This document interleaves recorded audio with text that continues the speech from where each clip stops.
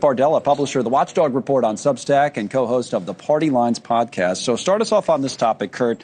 So are they threatened by AOC, and what does it say about her chances in 28? Well, I never want to hear any Republican go on TV again and say they're not afraid of AOC running for president, that they don't believe that she's not formidable, that they don't believe that she can't win. Because if they didn't believe those things, they wouldn't be holding hostage a bill that is completely bipartisan, cleared the Senate with plenty of room to spare, has Nancy Mace and AOC on the same side. That's not bipartisan, that's bipolar. And they're still holding it hostage. Jim Jordan, the chairman of the Judiciary Committee, won't even let him have a hearing on it to mark it up. So, I don't want to hear this nonsense. Oh, we're not afraid of AOC. Their actions speak otherwise, my friend. Not bipartisan, bipolar. I might use that and not give you credit. That's a good line. What's going on here, Lauren? Well, it's not as fun to agree with Kurt as to disagree with him. But if this is a ploy for Republicans to stall it and deny AOC credit, I don't even think that's going to work because, number one, voters don't reward candidates based on their legislative record. Now, perhaps they should, but that's not how campaigns are run in this country. It's almost totally personality based, especially at the early primary stages. And, Kurt's exactly right. This had, the late Senator Lindsey Graham support. AOC said Josh Hawley was instrumental. And so there are heavy hitting conservatives that have had their say on this. It's very popular legislation. You think she's a legit candidate in 28, Lauren? I do. I definitely do. And it looks really bad for Kamala Harris that she seems to be about 6th place. But, the contenders she will have to deal with that are the most difficult are ones with executive experience. I think Gavin Newsom's been a terrible governor, but he'll be a tough person to beat. Is she, though, Kurt, a legit candidate after a primary, or is she at her best in a primary?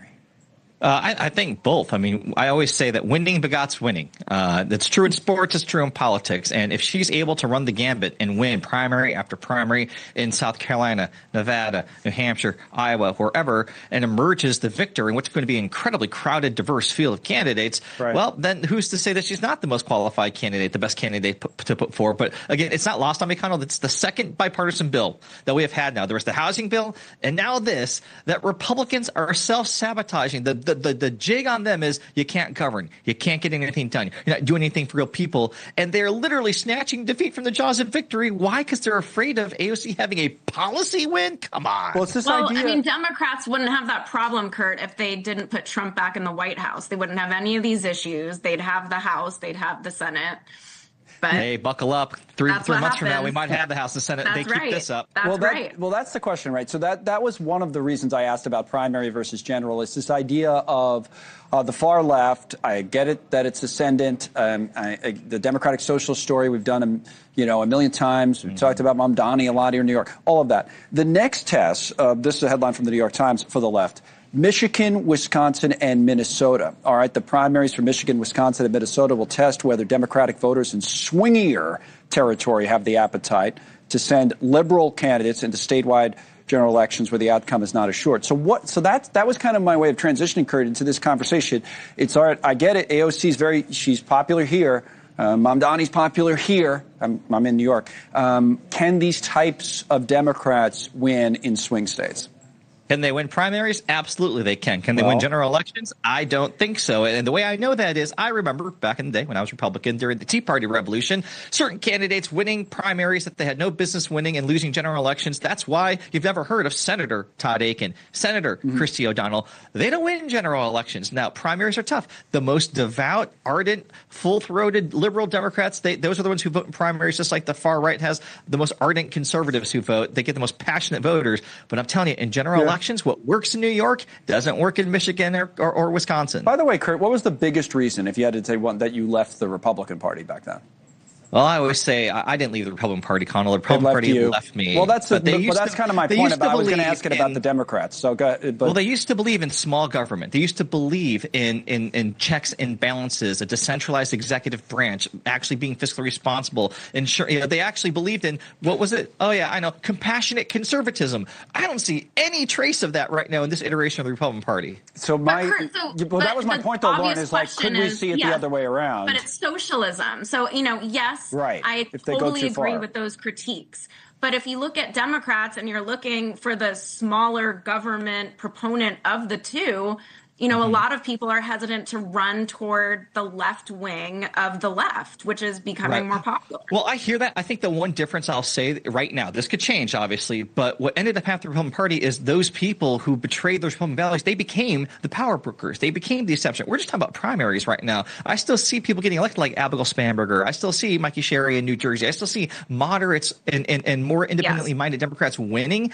Now, that could change. But until then, I'm still comfortable with where the Democratic Party is in spite of some of these primaries. It's a really interesting discussion, isn't it, Lauren? Because it's like it is sort of in reverse. Everybody's made that Tea Party comparison as this idea if they go too far, they being the Democrats, it's like you're set up beautifully here. You have an unpopular president. He's, politically at least, you should win. But do you go too far? I think it depends state by state, right? Lauren, last on this topic.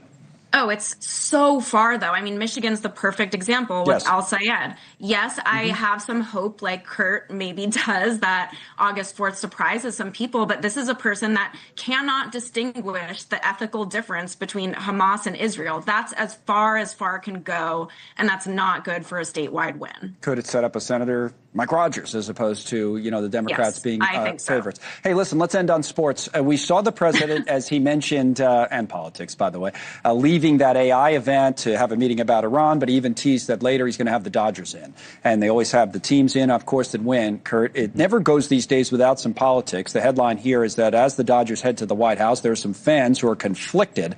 And they point to what's going on in Los Angeles, immigration, the ICE raids, and what have you. So what about how the Dodgers kind of walk this tightrope today of politics and sports in the modern world?